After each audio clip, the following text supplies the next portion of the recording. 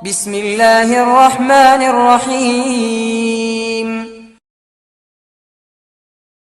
നിഷേധിച്ച് ജീവിച്ചവൻ മരിക്കുന്ന നേരം അവൻ നിഷേധിയായതിന്റെ പേരിൽ നരകവാസിയാണെന്നതിന്റെ അടയാളം കാണിച്ചുകൊണ്ടിരിക്കും.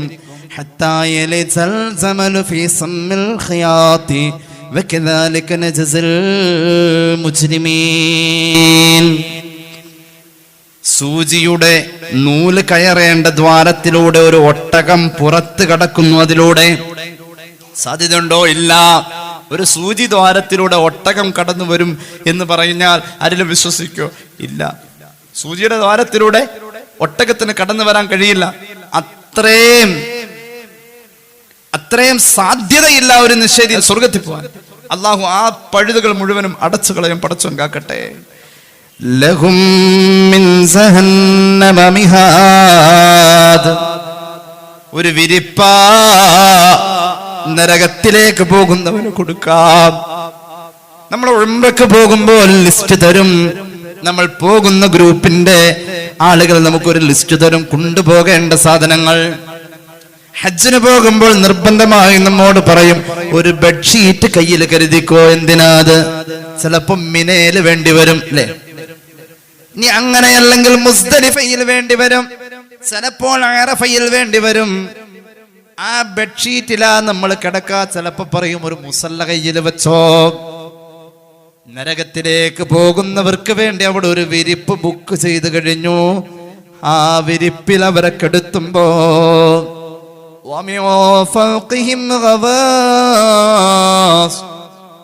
അവരുടെ മുകളിലൂടെ തീരാനുള്ള ഒരു കവചവും വെക്കപ്പെട്ട് കഴിഞ്ഞ് നരകത്തിലേക്ക് പോകുന്നവന് വിരിപ്പുമുണ്ട്, മുകളിൽ ഒരു കവചവുമുണ്ട്. മൂടി വെക്കാണവനെ. അവൻ പൊള്ളൽ കൊണ്ട് തുള്ളിച്ചാടിയാലും അവൻ ഒരു ചെറിയ മേലാപ്പുണ്ട്, മേൽക്കൂരയുണ്ട്. അല്ലാഹു കാക്കട്ടെ. പടച്ച റബ്ബ് നമ്മെ കാത്തുരക്ഷിക്കട്ടെ. ചെറിയ കാര്യമല്ല ഈ പറഞ്ഞത്, ചെറിയ കാര്യമല്ല ഈ പറഞ്ഞത്. അള്ളാഹുവിന്റെ ഖുർആൻ പറയുന്നുണ്ട്, പരിശുദ്ധമായ ഖുർആൻ പറയുന്നു, നരകത്തിലേക്ക് പോകുന്നവൻ ഒരു ജയിൽ പുള്ളിയെ പോലെയല്ലേ പോകുന്നത്? നരകത്തിലേക്ക് പോകുന്നവൻ ഒരു ജയിൽ പുള്ളിയെ പോലെയാണല്ലോ പോകുന്നത്. വിലങ്ങ് വെക്കും എങ്ങനെയെന്നറിയുമോ? നരകവാസിക്ക് 70 മുഴം നീളമുള്ള വിലങ്ങാണ്. ആ വിലങ്ങ് എങ്ങനെയാ വെക്ക എന്നറിയുമോ? നമ്മുടെ നാട്ടിൽ നൊട്ടോറിയസ് ആയ ഒരു കള്ളനെ പിടിച്ചാൽ കൈ ഇങ്ങനെ രണ്ടും ചേർത്ത് വെച്ചിട്ട് മുന്നിലൂടെ ആ കൈ വെച്ചിട്ട് ഇങ്ങനെ വിലങ്ങ് വെക്കും. എന്നിട്ടോ അതിലും കൂടുതൽ വലിയ കള്ളനാണ് എങ്കിൽ ആ കൈ പുറകിലേക്ക് വെച്ച് കെട്ടിയിട്ട് വിലങ്ങ് വെക്കും. അതല്ലെങ്കിലോ അവനെ വേറെ എവിടെയെങ്കിലും കെട്ടിയിടും. അല്ലെങ്കിലോ അതിലും വലിയ കള്ളനാണ് എങ്കിൽ കയ്യിലും കഴുത്തിലും കാലിലും വിലങ്ങ് വെക്കും. വിലങ്ങ് പല കോലത്തിലുണ്ട്. പക്ഷേ നരകത്തിന്റെ വിലങ്ങ് നരകത്തിലേ ഉള്ളൂ. പരിശുദ്ധമായ ഖുർആന്റെ വ്യാഖ്യാനത്തിൽ മഹാന്മാരായ മുഫസ്സിരീങ്ങൾ രേഖപ്പെടുത്തുന്നതായി കാണാം. മഹാനായ അൽ ഹാഫിദ് ഇബ്നുൽ ജൗസി തന്റെ സാദുൽ മസീറിൽ രേഖപ്പെടുത്തുന്നു, ചുട്ടുപഴുത്ത ആ ചങ്ങലയുണ്ടല്ലോ, നരകത്തെ പടച്ച അന്ന് മുതൽക്ക് അത് തീയിൽ തന്നെ കിടക്കാണ്. നരകത്തെ ചൂടുപിടിപ്പിച്ചപ്പോഴൊക്കെ ഈ ചങ്ങലയും ചൂടുപിടിപ്പിച്ചതാണ്. അതിന്റെ തുമ്പിങ്ങനെ വായിലൂടെ കടത്തുന്നു. എന്നിട്ട് ആ തുമ്പ് മലദ്വാരത്തിലൂടെ വലിച്ചൂരിയെടുക്കുന്നു. ബാക്കി ശേഷിച്ചു കിടക്കുന്ന ഏകദേശം ഒരു 3-4 മുഴം നീളമേ വേണ്ടി വരൂ. വായിലൂടെ മലദ്വാരത്തിലൂടെ അതങ്ങ് വലിച്ചെടുത്താൽ പിന്നെങ്ങനെ നീണ്ടു നിവർന്ന് കിടക്കുന്ന 70 മുഴത്തിന്റെ ബാലൻസ് ഉള്ളതായ ചങ്ങല ഈ മനുഷ്യന്റെ കഴുത്തിങ്ങനെ ഉയർത്തിപ്പിടിച്ചിട്ട് കൈ രണ്ടും അതിന്റെ ഇടയിലേക്ക് കയറ്റി വെച്ചിട്ട് കഴുത്തിങ്ങനെ ഉയർത്തിപ്പിടിച്ച് കഴുത്തിന്റെ അടിയിലേക്ക് 2 കൈ ഇങ്ങനെ ചേർത്ത് വെക്കും. അങ്ങനെ ഇന്നാ ജഅൽനാ ഫീ അഅനാഖിഹിം അഗ്ലാലം ഫഹിയ ഇലൽ അദ്ഖാൻ ഫഹും മുഖ്മഹൂൻ. കേട്ടിട്ടില്ലേ? എന്താ പറഞ്ഞത്? കഴുത്തിങ്ങനെ ഉയർത്തിപ്പിടിച്ചിട്ട് 2 കൈ അതിന്റെ ഇടയിലേക്ക് ഇങ്ങനെ ചേർക്കും. ചിലര് ഏത്തയിടാറുണ്ട്, ഇതൊരു കീഴടങ്ങല. കഴുത്തിലേക്ക് കൈ വെക്കൽ ഒരു കീഴടങ്ങല. ആ കീഴടങ്ങപ്പെട്ട രീതിയിൽ ഇങ്ങനെ അങ്ങ് വെച്ചിട്ട് മലദ്വാരത്തിലൂടെ പുറത്തു വന്ന ചങ്ങലയെ കയ്യിലങ്ങ് ചുറ്റിയിട്ട് അവനങ്ങ് മൊത്തവും അങ്ങ് പുതിയും. നമ്മൾ ജീവനുള്ള ഞണ്ടിനെ കണ്ടിട്ടില്ലേ?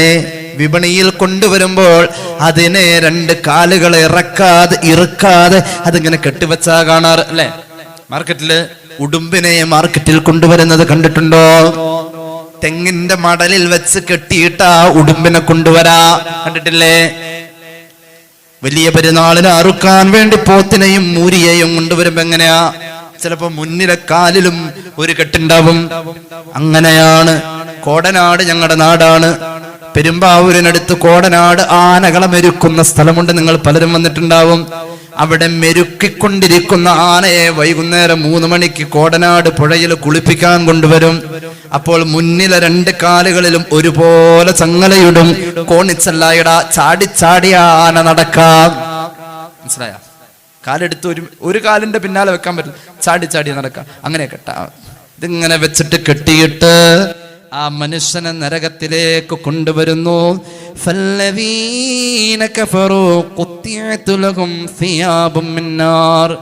ജയിലിലേക്ക് ചെന്നാൽ ജയിൽ പുള്ളിക്ക് യൂണിഫോം ഉണ്ട്. അങ്ങനെയാണല്ലോ പലപ്പോഴും നമ്മൾ കേട്ടിട്ടുള്ളതും ചില ചിത്രീകരണങ്ങളിൽ കണ്ടിട്ടുണ്ടാകും. ജയിൽ പുള്ളിക്ക് ഒരു യൂണിഫോം ഉണ്ട്. ജയിലിലെ തടവ് പുള്ളിക്ക് ഒരു യൂണിഫോം ഉണ്ട്. അതിലൊരു നമ്പർ ഉണ്ട്. ഇവിടുന്ന് ഒരാൾ നരകത്തിലേക്കുള്ളവനാണെന്ന് അറിഞ്ഞു കഴിഞ്ഞാൽ ആ നമ്പർ അവിടെ രേഖയാണ്. അയാളുടെ അളവ് അവിടെ രേഖയാ. സൃഷ്ടാവായ തമ്പുരാന്റെ അടുക്കൽ ഇവന്റെ സർവ്വരേഖയുമുണ്ട്. ഇവന്റെ ഓരോ സെക്കൻഡിലെ കണക്കെടുക്കാൻ 2 തോളിൽ മലക്കുണ്ട്. ഇവന്റെ ഫുൾ ഡീറ്റെയിൽ റഡാറിനേക്കാളും വലിയ സെൻസർ ഉള്ളതായ ഒരു സിസ്റ്റത്തിലൂടെ അവൻ ജീവിച്ചു പോകുന്നവനെ നിരീക്ഷിക്കുന്ന 24 മണിക്കൂറിന്റെ വലിയ ക്യാമറയുണ്ട്. ആ ക്യാമറയുടെ പേര് റഖീബ്, നിരീക്ഷകനായ അല്ലാഹ്. അവന്റെ പേരിലുള്ളതായ യൂണിഫോം നരകത്തിലേക്കാണ്. ഖുത്തിയത്ലഹും, അവന് വേണ്ടി അളവെടുത്ത് മുറിച്ച് തയ്ക്കുന്നു. അങ്ങനെ തന്നെയാ അതിന്റെ അർത്ഥം. പരിശുദ്ധമായ ഖുർആൻ സൂറത്തുൽ ഹജ്ജിന്റെ ആയത്തുകളാണിത്. ഫല്ലദീന കഫറൂ ഖുത്തിഅത് ലഹും സിയാബും മിൻ നാർ. തീയിനാലുള്ളതായ ഉടുപ്പ് അവളുടെ അളവിൽ അല്ലാഹു മുറിച്ച് തയ്ക്കാൻ വേണ്ടി തുന്നി ഉണ്ടാക്കാൻ മലക്കുകളെ ഏൽപ്പിക്കും. ആ വസ്ത്രം തന്നെ ഇടണം. അതിങ്ങനെ ഒട്ടിപ്പിടിക്കും. ചിലർക്ക് ടാറിൻ്റെതാ ഉരുകുന്ന ടാറിൻ്റെത്. ആരാണ് ഉരുകുന്ന ടാറിന്റെ വസ്ത്രം ധരിക്കുന്നതെന്നറിയുമോ? മരിച്ച വീട്ടിൽ അലമുറയിട്ട് കരയുന്ന പെണ്ണുങ്ങളുണ്ടോ? അവർക്കാണെന്ന് സയ്യിദുനാ റസൂലുള്ളാഹി. മരിച്ചോടത്ത് കരയാം, പക്ഷേ ഒച്ചയും ബഹളവും വെച്ച് കരയാൻ പാടില്ല. അതാ മയ്യിത്തിന് കേടാണെന്ന് സയ്യിദുനാ റസൂലുള്ളാഹി. മന്നീഹ അലൈഹി യുഅദ്ദബു ബിമാ നീഹ അലൈഹി സയ്യിദുനാ റസൂലുള്ളാഹി. ഏതൊരു മയ്യിത്തിന്റെ സമീപത്താണോ അലമുറയിട്ട് പെണ്ണ് കരയുന്നത്, കരച്ചിലുണ്ടാവാറുണ്ട്. അബൂബക്കർ സിദ്ദീഖ് കരഞ്ഞല്ലോ ഹബീബിന്റെ വഫാത്ത് അറിഞ്ഞപ്പോ. പക്ഷെ അത് നാവിന്റെ കരച്ചിലല്ല, അത് കണ്ണിൻ്റെതാ. ഭർത്താവ് പറയും, ജീവിച്ചിരിക്കുമ്പോ ഞാൻ മരിച്ചാൽ എനിക്ക് വേണ്ടിയിട്ട് ആനപ്പ കരയാനുള്ളത്, ഇതിനൊന്നും വളർത്തിയിട്ടൊരു ഗുണമില്ല എന്ന് പറയും. അപ്പൊ ഭാര്യ മനസ്സിലാക്കും, ഇങ്ങനെ മരിച്ച ആദ്യത്തെ പരിപാടി കരച്ചിലാന്ന്. അവിടുന്ന് ഇത് തുടങ്ങണത്. കരഞ്ഞ അലമുറയിട്ട് കരഞ്ഞ പെണ്ണ് തൗബ ചെയ്യണമെന്നാ. അല്ലെങ്കിൽ അവൾക്ക് നരകത്തിൽ ടാറിന്റെ വലിയ ഒരു ചുരിദാർ പൈജാമ കൊടുക്കുമെന്ന് ഖാല റസൂലുള്ളാഹി സ്വഹീഹുൽ ബുഖാരി ഹദീസ് രേഖപ്പെടുത്തിയിട്ടുണ്ട്. ജാഹിലിയത്തിന്റെ തുടർച്ചയത്. എന്റെ സമുദായം അത് ഒഴിവാക്കൂലെന്ന് പുണ്യ നബി സല്ലല്ലാഹു അലൈഹി വസല്ലം. മരിച്ചോടത്ത് പോകുമ്പോൾ ഒരുപാട് കാര്യം ശ്രദ്ധിക്കാറുണ്ട്. മയ്യത്ത് കാണലൊന്നും സുന്നത്തില്ല കേട്ടോ. മയ്യത്ത് കാണാൻ പാടില്ലാത്ത ആളെ കാണാനേ പാടില്ല. ആവശ്യമില്ലാതെ മയ്യത്തിന്റെ ശരീരത്തിലേക്ക് നോക്കാനേ പാടില്ല. വേണേ കാണാൻ, അത്ര നിർബന്ധമുള്ള കാര്യമൊന്നുമില്ലത്. മയ്യത്ത് കണ്ടില്ലെങ്കിൽ മയ്യത്ത് സ്വർഗത്തിൽ പോകില്ല എന്ന നമ്മുടെ നാട്ടിലൊക്കെ കുറെ ആൾക്കാർ മനസ്സിലാക്കിയത്. എൻ്റെ കയ്യിൽ കിട്ടി കാണിക്കാൻ നിൽക്കുന്ന ആൾക്കാർ. കുറെ നാളൊക്കെ ഞാനതിങ്ങനെ യുദ്ധം ചെയ്ത് നിന്നു. പക്ഷേ പിന്നെയും ഈ പട്ടിയുടെ പാല് കുമ്പത്തിലിട്ട മാതിരി അത് നിവരൊന്നുമില്ല. കുറെ ആളുകളുണ്ട് കഞ്ഞി ആരെങ്കിലും കാണാൻ്റെ ചോദിക്കണവര്. എന്തുട്ടേ കാണുന്നത്? മയ്യത്തിന്റെ ശരീരത്തിൽ ഖദറുൽ ഹാജത്ത് വിട്ട് അപ്പുറത്തേക്ക് നോക്കൽ കറാഹത്താണെന്നും ഔറത്തിൽ നോക്കൽ ഹറാമാണെന്നും തുഹ്ഫ ഖൽയൂബി ഒക്കെ രേഖപ്പെടുത്തിയിട്ടുണ്ട്. കാണല് സുന്നത്തുള്ളോടത്ത് തിരക്ക് പാടില്ല എന്നാ. കാണല് സുന്നത്തുള്ളോടത്ത് തിരക്ക് പാടില്ല. കാണല് സുന്നത്തുള്ള ഒരു സാധനമുണ്ട്, ഹജറുൽ അസ്വദ്. അവിടെ എന്ത് പാടില്ല? കാണല് സുന്നത്തുള്ളോടത്ത് തിരക്ക് പാടില്ല. ഹജറുൽ അസ്വദ് കാണല് സുന്നത്ത, അവിടെ തിരക്കുണ്ടാക്കാൻ പാടില്ല എന്ന് പുണ്യ നബി സല്ലല്ലാഹു അലൈഹി വസല്ലം സയ്യിദുനാ ഉമർ ഇബ്നുൽ ഖത്താബിനോടാ പറഞ്ഞത് റളിയല്ലാഹു അൻഹു. മിഷ്കാത്തിൽ മറ്റൊക്കെ ഹദീസ് കാണാം. കാണല് സുന്നത്തുള്ളോടത്ത് തിരക്ക് പാടില്ല. ആ തിരക്കിന് ഹറാമിന്റെ പോലും പരിഗണന കൊടുക്കേണ്ടി വരും ചില സന്ദർഭത്തിൽ. ഉംറക്കൊക്കെ പോകുന്നവര് ഹജറുൽ അസ്വദ് തൊട്ടുമുത്തിയില്ല, എന്നാ ഉംറയും പോയി ഹജ്ജും ഒന്നുമില്ല, അങ്ങനെ ഒന്നുമില്ല. അത് കാണാൻ പറ്റില്ല, ദൂരെ നിന്നൊന്ന് കൈ പൊക്കി കാണിച്ചാൽ മതി. ഹജറുൽ അസ്വദിന് അത് മതിയെ, കൈയൊന്ന് പൊങ്ങിയാൽ മതി. ആ ചടങ്ങ് അത്രേ ഉള്ളൂ, കാണാം, അത്രേ ഉള്ളൂ. എന്റെ വല്യപ്പ 5 പ്രാവശ്യം ഹജ്ജിന് പോയാണ്. നാട്ടിൽ നിന്ന് 5 പ്രാവശ്യം, നാട്ടിൽ നിന്ന് 5 പ്രാവശ്യം ഹജ്ജിന് പോയി. ഇന്നത്തെ തിരക്ക് പോലെ, ഇന്നത്തെ അസൗകര്യം പോലെ ഒന്നുമല്ല. അന്ന് യഥേഷ്ടം സൗകര്യം കിട്ടിയപ്പോ 5 പ്രാവശ്യം ഹജ്ജിനും പോയി. കുറെ നാള് ഹറമിന്റെ അകത്തുണ്ടായിരുന്നു. ഒരു പരിശുദ്ധ റമദാനോടനുബന്ധമായി ഉംറക്കും പോയിട്ടുണ്ട്. അതുപോലെ തന്നെ ഒരു പ്രാവശ്യം ഹജറുൽ അസ്വദ് മുത്തിയിട്ടുള്ളൂ. മനസ്സിലായില്ല? 5 പ്രാവശ്യം ഹജ്ജിന് പോയ ആള് 40 ദിവസം വെച്ച് കൂട്ടി എത്രയോ? 14 20 200 ദിവസം എന്തായാലും ഏകദേശം ആ ഹറമുകളിലായിട്ടുണ്ടാവും. ഇത് വലിയ സംഭവമായിട്ട് ഹജറുൽ അസ്വദ് സൗകര്യം കിട്ടിയാൽ മുത്താം. ദ്വാരക്കാട് പോയിട്ട് പടച്ചോനെ ഇതൊന്ന് തൊടാനും മുത്താനും ഒരു അവസരം തരണേ. എന്നിട്ട് ആണും പെണ്ണും കൂടിക്കലരുന്ന ഒരു ഭാഗമാണ്. അവിടെ അന്യപ്പെണ്ണിനെ, ഞാനിത് കാണാൻ പോകുന്നതിന്റെ പേരിൽ അന്യപുരുഷനെ അനാവശ്യമായി സ്പർശിക്കേണ്ടി വരുന്നു, ടച്ച് ചെയ്യേണ്ടി വരുന്നു. ഹറാമാണ്. എന്തിനങ്ങോട്ട് പോണത്? പെണ്ണുങ്ങൾ തവാഫ് ചെയ്യാൻ പറഞ്ഞത് അകന്ന് തവാഫ് ചെയ്യാനാ പറഞ്ഞിട്ടുള്ളത്. സ്ത്രീകൾ തവാഫ് ചെയ്യാൻ അകന്ന് തവാഫ് ചെയ്യാനാ പറഞ്ഞത്. കഅബ വിട്ട അകന്ന് പ്രാകൃത വേഷത്തിലാ പുരുഷരുള്ളത്. എന്നിട്ട് ഇങ്ങനെ ഹജറുൽ അസ്വദ് മുത്തിരി ആകെ പോയി. എന്റെ 75,000 83,000 ഒക്കെ പോയി. ഞാൻ എന്തിനാ ഈ പാട് വെച്ചത്? അങ്ങനെയാ? അങ്ങനെയൊന്നുമില്ല, കൈയൊന്ന് പൊക്കിയാ മതി. അങ്ങനെയാ. അപ്പോ കാണല് സുന്നത്തുള്ളോടത്ത് തിരക്ക് പാടില്ല എന്നാ. കാണല് സുന്നത്തില്ലാത്തോടത്തപ്പോ തിരക്ക് കൂട്ടില്ല എന്ന്. അപ്പൊ അതിനെന്താ പറയാ? കാണല് സുന്നത്തില്ല, മയ്യത്ത് കാണല് സുന്നത്തില്ല, മയ്യത്ത് കാണല് സുന്നത്തില്ല. കാണാൻ പാടില്ലാത്ത ആളുകളുണ്ട്, അവരും പോയി കാണും.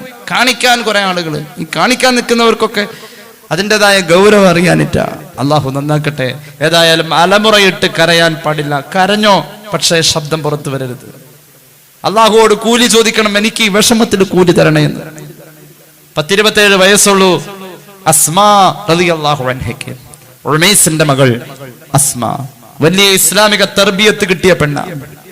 ഭർത്താവിന്റെ പേര് Jafar bin Abi Talib. Jafar വഫാത്താകുന്നത് റളിയല്ലാഹു അൻഹു 41 വയസ്സ്. റഅയ്തു ജഅഫറ, എന്റെ ജഅഫറിന്റെ വഫാത്തിന് ശേഷം എന്റെ ജഅഫറിനെ ഞാൻ കണ്ടു. എവിടെ? എന്റെ ജഅഫർ സ്വർഗത്തിൽ പറക്കുന്നു. എന്റെ ജഅഫറിന് രക്തത്തിന്റെ നിറമുള്ള 2 ചിറക് ഞാൻ കണ്ടു എന്ന് ഖാല റസൂലുള്ളാഹി. അത്രയും വലിയ മഹാന്റെ ഭാര്യയാണ് അസ്മ. ഒരു 10-27 വയസ്സുള്ള ഒരു പെൺകുട്ടി. 41 വയസ്സിൽ ജഅഫർ വഫാത്തായി. ജഅഫർ സ്വർഗത്തിൽ പറക്കുന്നത് ഞാൻ കണ്ടു എന്നാ പറഞ്ഞത്. എന്റെ ജഅഫർ, എന്റെ കരളിന്റെ കഷ്ണം, എന്റെ പ്രിയപ്പെട്ടവൻ, എന്നോട് രൂപത്തിൽ ഏറ്റവും സാദൃശ്യമുള്ളവൻ, അലി റളിയല്ലാഹു അൻഹുവിന്റെ പ്രിയ സഹോദരനായ ജഅഫർ, ഹബീബായ നബിയുടെ മുത്താപ്പാന്റെ മകൻ, 2 പ്രാവശ്യം ഹിജറ പോയ മഹാൻ, ആഫ്രിക്കയിലെ അബുസീനിയയിലേക്ക് മദീന ഹിജറയെക്കാളും ക്ലേശകരമായ ഹിജറ നിർവഹിച്ച ജഅഫർ റളിയല്ലാഹു അൻഹു, മദീനയിലേക്ക് ഹബീബിനെ കാണാൻ വേണ്ടി ഓടി വന്ന ജഅഫർ റളിയല്ലാഹു അൻഹു. ആ മഹാനായ ജഅഫർ മുഅത്തത്തിന്റെ രണഭൂമിയിൽ 90 വെട്ടേറ്റ് വഫാത്തായി. 88ാമത്തെ വെട്ട് വന്നത് വലത്തെ കയ്യലല്ല, വാള്. വലത്തെ കയ്യിലെ ഹബീബിന്റെ പതാക. കയ്യറ്റ് പോയി പതാക താഴെ വീണു. ഇടത്തെ കയ്യിലെ വാള് വലിച്ചെറിഞ്ഞ പതാക താഴെ വീഴാതെ ഇടത്തെ കൈ കൊണ്ട് പതാക എടുത്തു. വലത്തെ കയ്യിൽ നിശേഷം പോയി ശരീരത്തിൽ നിന്ന്. 89ാമത്തെ വെട്ട് വന്നു ഇടത്തെ കയ്യിന്റെ ഷോളറിന്. ഇടത്തെ കൈയും മറ്റുപോയി. പതാക താഴെ വീഴാൻ പാടില്ല. കടിച്ചു പിടിച്ചു കമിഴ്ന്ന് കടക്കായി പോ ജഅഫർ. 90ാമത്തെ വെട്ട് നെറുകയുടെ മുകളിലൂടെ 2 പിളർപ്പായി. ആ മയ്യത്ത് വാരിക്കൂട്ടി അറ്റുപോയ കൈയൊക്കെ ചേർത്ത് വെച്ചുകൊണ്ട് ജഅഫർ വഫാത്തായത് റസൂലുള്ളാഹിയോട് പറയാൻ വേണ്ടിയിട്ട് ഒരു സഹാബി വന്നത്. ഞാനിങ്ങനെ വാതിലിന്റെ വിടവിലൂടെ നോക്കാം. അപ്പോഴുണ്ട് ആ വഫാത്തിന്റെ വാർത്ത കേട്ടുകൊണ്ടിരിക്കുന്ന നബി തങ്ങൾ ഒരൊറ്റ ഇരുന്നു പോയി എന്ന് സയ്യിദത്തുനാ ആയിഷ റളിയല്ലാഹു അൻഹ. ഈ മയ്യത്ത് വീട്ടിലേക്ക് വരും. കുറച്ച് കഴിയുമ്പോൾ ഒന്നും അറിയാത്ത മക്കൾ മുറ്റത്ത് കളിക്കാം. അസ്മ കരയോ? കരയും. പ്രിയപ്പെട്ടവന്റെ മയ്യത്ത് ഇങ്ങനെ വന്ന പെണ്ണ് കരയോ? കരയും. ഷഹീദ, ഈ രക്തം തുടച്ചു കളയാനൊന്നും പറ്റൂല, ആ രക്തത്തെ പാടി തന്നെ മറവയണമെന്ന. ഒരു മയ്യത്ത് വരുമ്പോ രക്തത്തിൽ കുളിച്ചു വരുന്ന രൂപം കണ്ട പെണ്ണ് കരയൂലേ? കരയും. 41കാരന്റെ മയ്യത്താ വരുന്നത്. അസ്മ കരഞ്ഞൂന്ന് ഒരാൾ വന്ന് പറഞ്ഞപ്പോ റസൂലുള്ളാഹി പറഞ്ഞു, കരയല്ലേ എന്ന് പറ, ഒച്ചയും ബഹളോട്ട് കരയല്ലേ എന്ന് പറ. കരയണം, പക്ഷെ എങ്ങനല്ല, കൂക്കും വിളിയായിട്ട് കരയാൻ പാടില്ല. രണ്ടാമത് ആള് വന്നു, കരച്ചിൽ കുറയുന്നില്ല നബിയെ. മൂന്നാമതും വന്നു, അവളുടെ വായിൽ മണ്ണ് വാരിടണം എന്ന് സയ്യിദുനാ റസൂലുള്ളാഹി. ഒച്ചയും ബഹളവും വെച്ച് കരയുന്ന പെണ്ണിന് നരകത്തിൽ ടാറ് ഉരുകിക്കൊണ്ടിരിക്കുന്ന അവസ്ഥയിലുള്ള ചുരിദാർ, പൈജാമ എന്ന് പുണ്യ നബി സല്ലല്ലാഹു അലൈഹി വസല്ലം. നരകവാസിക്ക് വസ്ത്രമുണ്ട്, നരകവാസിക്ക് വസ്ത്രമുണ്ട്. യുസബ്ബു മിൻ ഫൗഖി റൂസിഹിമുൽ ജഹീം, യുസബ്ബു മിൻ ഫൗഖി റൂസിഹിമുൽ ഹമീം. തലയുടെ മുകളിലൂടെ നരകവാസിയുടെ ശരീരത്തിലേക്ക് മാഉൽ ഹമീം ഒഴിക്കപ്പെടുന്നു. നനഞ്ഞിരിക്കുന്ന അവസ്ഥയാ നരകം. ശരീരം ഡ്രൈ അല്ല, നനഞ്ഞിരിക്കാം. മാഉൽ ഹമീമ തലക്ക് മുകളിലൂടെ ഒഴിച്ചത്. മഹാന്മാർ രേഖപ്പെടുത്തുന്നു, മാഉൽ ഹമീം എന്ന് പറഞ്ഞാൽ ദ്രാവക രൂപത്തിലുള്ള ഒരു പദാർത്ഥത്തിലേക്ക് താപമെത്തിക്കഴിഞ്ഞാൽ അതിന്റെ മാക്സിമം അൽ മാഉൽ ബാലിഗു നിഹായത്തുൽ ഹറാറ, ദ്രാവക രൂപത്തിലുള്ള പദാർത്ഥത്തിന് പരമാവധി ദ്രാവക രൂപത്തിലായി നിലകൊള്ളാൻ സഹിക്കാൻ പറ്റുന്ന, അതിൽ ഉൾക്കൊള്ളുന്ന പരമാവധി ടെമ്പറേച്ചർ എത്രയോ? ലാവ ഉരുകുന്നത് ദ്രാവക രൂപത്തിലൂടെ കാണാൻ പറ്റുന്നു. അതൊന്നുമല്ല, അതിനേക്കാൾ എത്രയോ 70 ഇരട്ടി. ഖാല റസൂലുള്ളാഹി. അതിങ്ങനെ ഒഴിക്കും. അത് ഒഴിക്കുമ്പോൾ കേട്ടോളൂ, ഇമാം തുർമുദിയുടെ ജാമിഇൽ കാണാം ഒരു ഹദീസ്. ഈ മാഉൽ ഹമീം രോമകൂപങ്ങളിലൂടെ ശരീരത്തിന്റെ അകത്തേക്ക് കടക്കുകയാ. നമ്മൾ തലവേദന വരുമ്പോൾ അമൃതാഞ്ചം തേക്കാറുണ്ട്, കോടാലി തൈലം തേക്കാറുണ്ട്, ഒരു ചെറിയ പുകച്ചില് കിട്ടാറുണ്ട്. യഥാർത്ഥത്തിൽ അതിന്റെ പ്രവർത്തനം രോമകൂപങ്ങളിലൂടെ അകത്തേക്ക് അതിന്റെ ഒരു ചെറിയ എഫക്റ്റ് കിട്ടലാണ്. അങ്ങനെ കിട്ടുന്ന പോലെ നമുക്ക് അനുഭവിക്കാൻ കഴിയുന്നുവെങ്കിൽ മാഉൽ ഹമീം ശരീരത്തിൽ ഒഴിച്ചാൽ രോമകൂപങ്ങളിലൂടെ അത് ശരീരത്തിന്റെ അകത്തേക്ക് കടക്കുകയാ. രോമകൂപങ്ങളിലൂടെ ശരീരത്തിന്റെ അകത്തേക്ക് കടന്നു കഴിഞ്ഞാൽ ശരീരത്തിന്റെ അകത്തുള്ളതായ ഭാഗങ്ങൾ ഉരുകുകയാ, ആന്തരിക അവയവങ്ങൾ ഉരുകുകയാ. ഏത് ശരീരമാണെന്നറിയോ? നരകത്തിലേക്ക് കടന്നപ്പോ തന്നെ അവന്റെ ശരീരത്തിന്റെ തൊലിയിൽ അല്ലാഹു മാറ്റം വരുത്തി. 42 മുഴം കട്ടിയായി ഇപ്പോൾ അവന്റെ ശരീരത്തിലുള്ള തൊലിക്കെന്ന് ഖാല റസൂലുള്ളാഹി. പല്ലാകട്ടെ പർവ്വതത്തിന്റെ കടുപ്പമാ. ഈ 42 മുഴമുള്ള തൊലി ഉരുകുന്നത് മുഴുവനും അവൻ അനുഭവിക്കണം. ഉരുകിക്കഴിഞ്ഞാൽ പിന്നെയും തൊലി വീണ്ടും രൂപപ്പെടും. അങ്ങനെയുണ്ട് ഖുർആനിൽ. യുസ്ഹാറു ബിഹി മാ ഫീ ബുതൂനിഹിം വൽ ജുലൂദ്. മാഉൽ ഹമീം വന്ന് വീഴുമ്പോൾ അവരുടെ 42 മുഴമുള്ള അത്രയും കട്ടിയുള്ള തൊലി ഉരുകുകയും ശരീരത്തിന്റെ ഉള്ളിലേക്ക് മാഉൽ ഹമീം എത്തുമ്പോൾ വയറിന്റെ ഉള്ളിലുള്ളത് കരിച്ച് ദ്രവിപ്പിച്ച് കളയുകയും ചെയ്യുമെന്ന് ഖുർആൻ. റോബിൻസൺ ക്രൂസോന്റെ ഐലൻഡ് സ്റ്റോറിയല്ല ഈ പറയുന്നത്, പരിശുദ്ധ ഖുർആൻ ഇങ്ങനെയാ പറഞ്ഞത്. എന്റെ പ്രിയമുള്ളവരെ, ഇതേതെങ്കിലും തത്വസംഹിതയോടെ ചില വരികൾ നിരത്തലല്ല, വരാൻ പോകുന്ന യാഥാർത്ഥ്യമാണിത്. വിശ്വസിക്കൽ നിർബന്ധം, അല്ലെങ്കിൽ മുസ്ലിം അല്ല. ലഹും മഖാമിഉ മിൻ ഹദീദ്. നമുക്ക് ബോധ്യമാകാൻ വേണ്ടി ഒരു ലോഹത്തെ പറഞ്ഞു. ആ ലോഹം ഇരുമ്പാണ്, ഇരുമ്പിന്റെ ദണ്ടുകളുണ്ട്. ഇവരെ അടിച്ചു വീഴ്ത്താൻ മഹാന്മാരായ മലക്കുകൾ ആ ദണ്ടെടുത്ത് അടിക്കുന്നു. ദണ്ട് ഒരു വീശൽ വീശുമ്പോ ആദ്യത്തെ ഒറ്റ വീശലിൽ 70,000 ആളുകളാ നിലംപതിക്കാ. ഖാല റസൂലുള്ളാഹി. ആ ദണ്ടൊന്ന് എടുത്തു പൊക്കാൻ ഭൂമിയിൽ ജീവിച്ചു പോയ സർവ്വ മനുഷ്യരും ജിന്നുകളും ഒരുമിച്ച് ശ്രമിച്ചാലും നടക്കൂല എടുത്തു പൊക്കാൻ. ഖാല റസൂലുള്ളാഹി, കേട്ടോളൂ, കുല്ലമാ അറാദു അൻ യഖ്റുജു മിൻഹാ മിൻ ഗം. വല്ലാത്ത ടെൻഷനാണ് ആ ലോകത്ത്. ഒന്ന് പുറത്തേക്ക് കടന്നു പോകാൻ വേണ്ടി നരകത്തിന്റെ അകത്തുള്ളവർ ഒന്ന് ശ്രമിക്കുമ്പോ അവരെ വീണ്ടും വീണ്ടും അതിലേക്ക് തോണ്ടിയിടപ്പെടുന്നു, ദണ്ടിന് കൊട്ടിയിടപ്പെടുന്നു, അടിച്ചു വീഴ്ത്തപ്പെടുന്നു. ചീനച്ചട്ടിയിലിട്ട് ഇങ്ങനെ ഉപ്പേരി ഉണ്ടാക്കിക്കൊണ്ടിരിക്കുമ്പോ അതിന്റെ അരികിലേക്കൊക്കെ മാറിപ്പോകുന്നതിനങ്ങനെ തൂത്തുപടിച്ച് നടുക്കിലേക്കിടും അല്ലേ? അങ്ങനെ നടുവിലാണ് അതിന്റെ തീയിന്റെ ഏറ്റവും ശക്തമായ ആ താപം, ടെമ്പറേച്ചർ ഉള്ളത്. അങ്ങോട്ട് വലിച്ചിടുന്ന പോലെ മലക്കുകൾ ഇങ്ങനെ കാവൽ നിൽക്കാ. അവരോട് പറയും, അവിടെ കിടന്നുകൊണ്ട് അനുഭവിച്ചോ. ഇനി കേട്ടോളൂ, ഹബീബായ നബി തങ്ങൾ നമ്മോട് പറഞ്ഞിട്ടുണ്ട്, നമ്മൾ ദുആരക്കുമ്പോ നരകത്തെ തൊട്ട് കാവൽ തേടണോട്ടോ. 3 വട്ടം അടുപ്പിച്ച് തുടർച്ചയായി നരകത്തെ തൊട്ട് കാവൽ തേടുന്ന ദുആ ഉണ്ടാവണേ. നരകത്തെ തൊട്ട് കാവൽ തേടുമ്പോൾ എപ്പോഴും 3 പ്രാവശ്യം കാവൽ തേടണേ.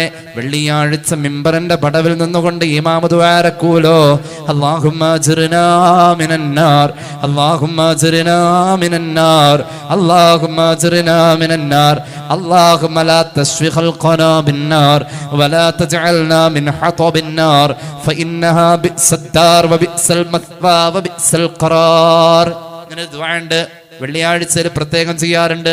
മിമ്പറിൽ നിന്നുകൊണ്ട് പ്രധാന ദുആയ അല്ലാഹുമ്മ അജ്റിനാ മിനന്നാർ. 3 വട്ടമാണ് പറയേണ്ടത്. 3 വട്ടം നരകത്തെ തൊട്ട് കാവൽ തേടുന്ന ആളെ പറ്റി അല്ലാഹുവോട് നരകം പരാതി പറയും. 3 വട്ടം എന്നെ വേണ്ടാന്ന് പറഞ്ഞവനെ എനിക്ക് വേണ്ട അല്ലാഹ്. 3 വട്ടം എന്നെ വേണ്ടാന്ന് പറഞ്ഞവൻ എനിക്ക് വേണ്ട. അതുകൊണ്ട് ഈ ദുആ 3 വട്ട ചൊല്ലേണ്ടത്. എപ്പോ ദുആ ചെയ്താലും ഇത് 3 വട്ടമാണ്. നരക അഭയം നിർബന്ധമാ. ദിവസവും നമുക്കത് നിർബന്ധമാണ്. ദിവസവും നമുക്ക് നിർബന്ധമാണ്. നരകമോചനത്തിന് ഏറ്റവും പ്രധാനപ്പെട്ട ഒരു അമലാണ് മഖ്ബൂലും മബ്റൂറുമായ ഹജ്ജും ഉംറയും. ഉണ്ടോ? നരകത്തിൽ പോകൂല. നബി മുഹമ്മദ് മുസ്തഫ മജാലിസുസ് സനിയയിലെ ഹദീസ് നമുക്ക് കാണാം. അതുപോലെ ധാരാളം ഹദീസ് ഗ്രന്ഥങ്ങളിലുമുണ്ട്. മഖ്ബൂലും മബ്റൂറുമായ ഹജ്ജും ഉംറയുമാണോ എന്റേത് എന്ന് പരിശോധിക്കാൻ ഹജ്ജ് കഴിഞ്ഞ് വന്നിട്ട് ഒരു മെഴുകുതിരി കത്തിച്ചിട്ട് കൈ ഇങ്ങനെ വെച്ചു നോക്കാം. ഒരു സൂഫി അങ്ങനെ കത്തിച്ചു നോക്കിന്നാ. എന്നിട്ടോ കത്തിക്കണം. അപ്പൊ എന്ത് ചെയ്യും? ചൂടില്ലെങ്കിൽ ഹജ്ജ് കബൂലായിന്ന. എന്തുകൊണ്ട്?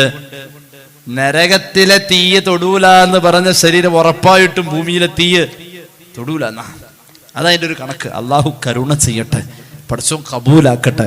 അല്ലാതെ നമ്മള് ഇതൊക്കെ ആ ഫറലിന്റെ പ്രാഥമികമായ രൂപമൊക്കെ ഒന്നങ്ങോട്ട് നിർവഹിച്ചു വെച്ച് ഹിസാബിൽ ഒരു ഉത്തരം പറയാനുള്ളതാ നമ്മളൊക്കെ ചെയ്തു വെക്കുന്നത്.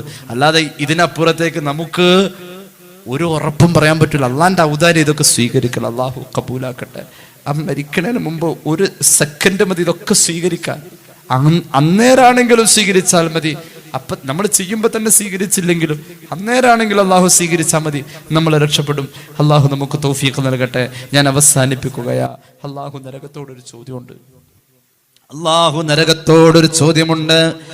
യൗമ നഖൂലു ലിജഹന്നം ഹലിം തലാതി വതഖൂലു ഹൽ മിൻ മസീദ്. സൂറത്ത് ഖാഫ്. അള്ളാഹു നരകത്തിലേക്ക് ഈ സൃഷ്ടികളെ പറഞ്ഞയച്ചിട്ട് നരകത്തോട് ചോദിക്കുമത്രേ, നരകമേ ഹലിം തലഅതി, നിന്റെ വയറ് നിറഞ്ഞോ? നരകം പറയില്ല അല്ലാഹ്. വതഖൂലു, നരകം പറയും, നരകം അല്ലാഹുവോട് ചോദിക്കും, ഹൽ മിൻ മസീദ്, ഇനിയും കൂടുതൽ വേണം, ഇനിയും എനിക്ക് കൂടുതൽ വേണം. നരകത്തിന് ആർത്തിയുണ്ടെന്ന് ഖുർആൻ. നരകത്തിന് മനുഷ്യന്റെ പച്ച ശരീരത്തോട് ആർത്തിയാണെന്ന് പരിശുദ്ധ ഖുർആൻ. അല്ലാഹു കാത്ത് രക്ഷിക്കട്ടെ. ദുആകളും ദിക്റുകളുമൊക്കെയായി നരകാഭയത്തിലേക്ക് നമുക്ക് സഞ്ചരിച്ചേ പറ്റൂ. എപ്പോഴും ദുആരക്കുമ്പോൾ അല്ലാഹുമ്മ അജ്രിനീ മിനന്നാർ എന്ന കൊച്ചു ദുആ 3 വട്ടം വേണേ. കുടുംബത്തെ ചേർക്കണേ. അള്ളാഹുവോട് മരണപ്പെട്ടവർക്ക് വേണ്ടി ദ്വാരക്കുമ്പോൾ നരകാഭയം പറഞ്ഞുകൊണ്ട് ദ്വാരക്കുമ്പോൾ നമ്മളെയും അതിൽ ചേർക്കണേ. അള്ളാഹു തൗഫീഖ് നൽകട്ടെ. പടച്ച റബ്ബ് നമ്മെ കാക്കട്ടെ. വർക്കല്ലേ ഇൻഷാ അല്ലാഹ്. സല്ലല്ലാഹു അലാ മുഹമ്മദ് സല്ലല്ലാഹു അലൈഹി വസല്ലം സല്ലല്ലാഹു അലാ മുഹമ്മദ് സല്ലല്ലാഹു അലൈഹി വസല്ലം. اللهم صل على محمد يا رب صل عليه وسلم. الحمد لله رب العالمين. اللهم صل على سيدنا محمد وعلى آل سيدنا ومولانا محمد. അള്ളാഹുവേ നീ കബൂലാക്കണേ തമ്പുരാനെ. പാപങ്ങൾ പൊറുക്കണേ അല്ലാ. രോഗങ്ങൾ ശിഫയാക്കുക അല്ലാ. അറിഞ്ഞു ചെയ്ത അറിയാതെ ചെയ്ത രഹസ്യമായി സംഭവിച്ച പരസ്യമായി സംഭവിച്ച എല്ലാ തെറ്റുകുറ്റങ്ങളും നീ മാപ്പാക്കണേ തമ്പുരാനെ. ഞങ്ങൾ സഹായിക്കുന്നവരെ നീ സഹായിക്കുക അല്ലാ. സ്നേഹിക്കുന്നവരെ നീ സ്നേഹിക്കണേ അല്ലാ. ഈ ക്ലാസ്സിൽ പങ്കെടുക്കുന്ന സഹോദരങ്ങൾക്കും സഹോദരിമാർക്കും ആഫിയത്തും ദീർഘായുസ്സും നൽകണേ അല്ലാ. അവരുടെ ഹലാലായ മുറാദ് ഹാസിലാക്കണേ അല്ലാ. പടച്ച റബ്ബേ, ഒരുപാട് പേർക്ക് വേണ്ടി ദുആ ചെയ്യാൻ ഏൽപ്പിച്ചു. AR ഹോസ്പിറ്റലിൽ കിഡ്നി സംബന്ധമായി കരൾ സംബന്ധമായ പ്രയാസം അനുഭവിക്കുന്ന ഒരു ഉമ്മാക്ക് വേണ്ടി ദുആ ചെയ്യാൻ ഏൽപ്പിച്ചു. ശിഫാ നൽകണേ അല്ലാ. ശിഫാ നൽകണേ അല്ലാ. ഇക്കഴിഞ്ഞ 9 ദിവസമായി അവർ ICUലാണ്. നീ ശിഫാ നൽകണേ അല്ലാ. 25 വയസ്സുള്ള ഒരു സഹോദരി കരൾ മാറ്റിവെക്കൽ ശസ്ത്രക്രിയക്ക് വിധേയയാകുന്നു. റബ്ബേ, കൊച്ചു മക്കളാണ്, ഒരു പാവപ്പെട്ട കുടുംബമാണ്. കരകയറ്റണേ അല്ലാ. ആശ്വാസം നൽകണേ അല്ലാ. ദുബൈയിൽ ഒരു സഹോദരൻ, ഒരു ചെറുപ്പക്കാരൻ, ഒരു 36 വയസ്സേ ഉള്ളൂ, സ്ട്രോക്ക് വന്ന് തീവ്ര പരിചരണ വിഭാഗത്തിൽ. ഏകദേശം ഈ നാട്ടിലെ 20 ലക്ഷത്തോളം രൂപയുടെ ട്രീറ്റ്മെന്റ് ഇപ്പോഴും കഴിഞ്ഞിരിക്കുന്നു. ഒരു മാറ്റവുമില്ലാതെ മിറാക്കിൾ സംഭവിക്കണം, അത്ഭുതം സംഭവിക്കണമെന്ന് ഡോക്ടർമാർ പറയുന്നു. അത്ഭുതം സംഭവിക്കണമല്ല. ആ പൊന്നുമോനെ നീ കരകയറ്റണയല്ലോ. പടച്ച റബ്ബേ, ക്യാൻസർ രോഗികൾക്ക് വേണ്ടി ദുആ ചെയ്യാൻ ഏൽപ്പിച്ചു. ശിഫാ നൽകണേ അല്ലാ. ശിഫാ നൽകണേ അല്ലാ. ശിഫാ നൽകണേ അല്ലാ. പൊന്നുമക്കളെ സ്വാലിഹീങ്ങളാക്ക് അല്ലാ. ഞങ്ങളുടെ മഹല്ലിൽ അഭിവൃദ്ധി നൽകണേ അല്ലാ. ഞങ്ങളുടെ അറിവിൽ ബറക്കത്ത് നൽകുക അല്ലാ. അമൽ ചെയ്യാനുള്ള ഭാഗ്യം നൽകണേ അല്ലാ. റബ്ബന റഹംഹും കമാ റബ്ബൗനാ സഗാറാ. റബ്ബേ, മരണപ്പെട്ടവരുടെ ഖബർ വിശാലമാക്കണേ അല്ലാ. നിന്റെ കഠോരമായ നരക അഗ്നിയിൽ നിന്നും അതിൻ്റെ ശിക്ഷയിൽ നിന്നും ഞങ്ങളെയും കുടുംബത്തെയും മരണപ്പെട്ടവരെയും നീ ഒഴിവാക്കണം അല്ലാ. ബിഫദ്ലി സല്ലല്ലാഹു അലാ മുഹമ്മദ് സല്ലല്ലാഹു അലൈഹി വസല്ലം സല്ലല്ലാഹു അലാ മുഹമ്മദ് സല്ലല്ലാഹു അലൈഹി വസല്ലം. അല്ലാഹുമ്മ സ്വല്ലി അലാ മുഹമ്മദ് യാ റബ്ബി സ്വല്ലി അലൈഹി വസല്ലം. അസ്സലാമു അലൈക്കും വറഹ്മത്തുള്ളാഹി വബറകാതുഹു.